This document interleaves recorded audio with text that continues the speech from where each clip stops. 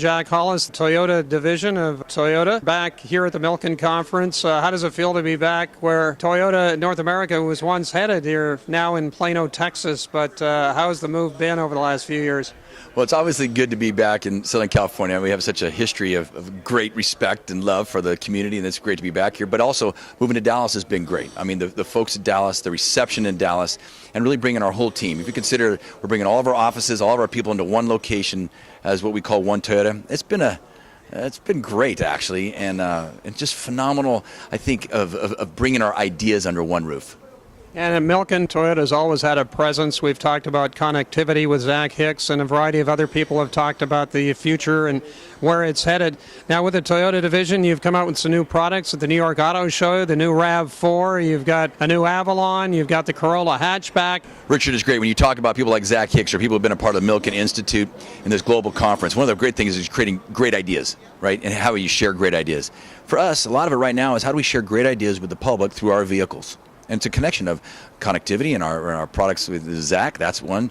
But the products that are coming, we got Avalon that's coming out next month, and we can't wait for it to come out. And the Corolla hatchback, which we showed in New York, I think really drew the attention of a lot of people. I don't think they had a lot of expectations. They're like, the hatchback market, but the fact that the hatchback with a manual transmission, people were like, wait, that's cool. That's really youthful. And we're like, yeah, there's a lot of people who love to still drive. People talk about driving less and car sharing, but there's many people who want to drive more, and that's what we're providing that. And then then the RAV, and it's, we're really proud that RAV was the best-selling non-pickup truck in the country last year, and it's a segment that's growing, but it's a product that for 6 years in a row, as it aged, sold more. That never happens in this industry. You can think about that. Every year it's getting older, and every year it sells more, and now we get to bring a new one out. That's pretty darn strong for the company. And I think ultimately it's having the right balance too of selling both cars and trucks and SUVs, and it's balanced across our portfolio. Well, that's a good point, because the RAV4 is sitting in the sweet spot of what people want, but even some other car companies are getting rid of car models simply because the CUVs, SUVs are the dominant sweet spot.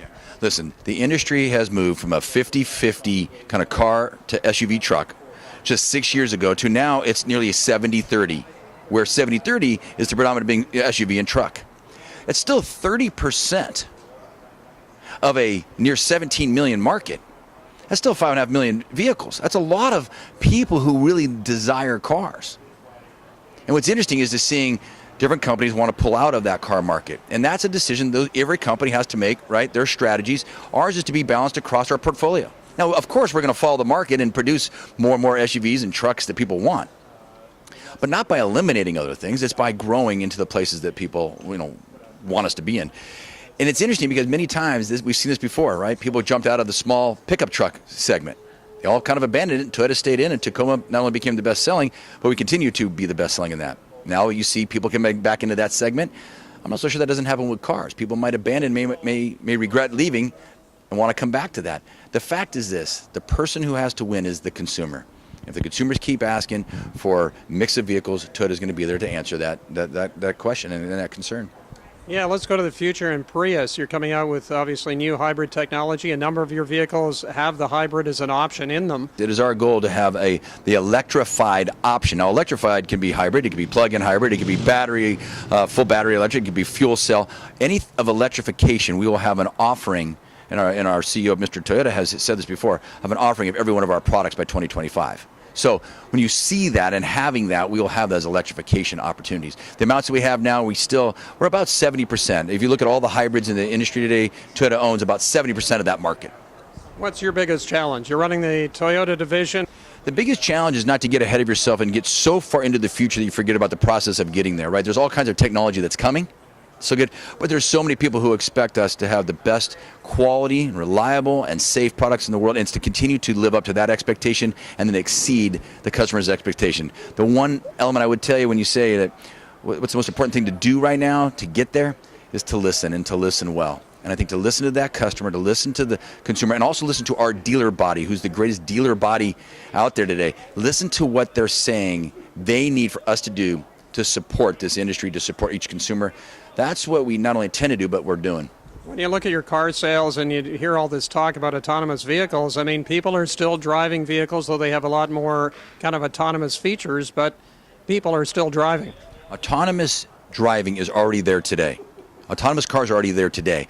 And what I mean by that is the elements that are in the vehicles, right? You have, cross traffic alerts, and you have a bicycle detection alert, like when coming in the new RAV, and you have the cruise control, adaptive cruise control. When you look at lane assist, I mean, we can go on and on. All of these pieces are elements of already to making you more autonomy in the car. But it's not about letting go. It's about making you, the driver, better. And that's what we want to do. Excellent. Jack, great to see you, and enjoy your time back in L.A. Richard, thanks for having me. I appreciate being back.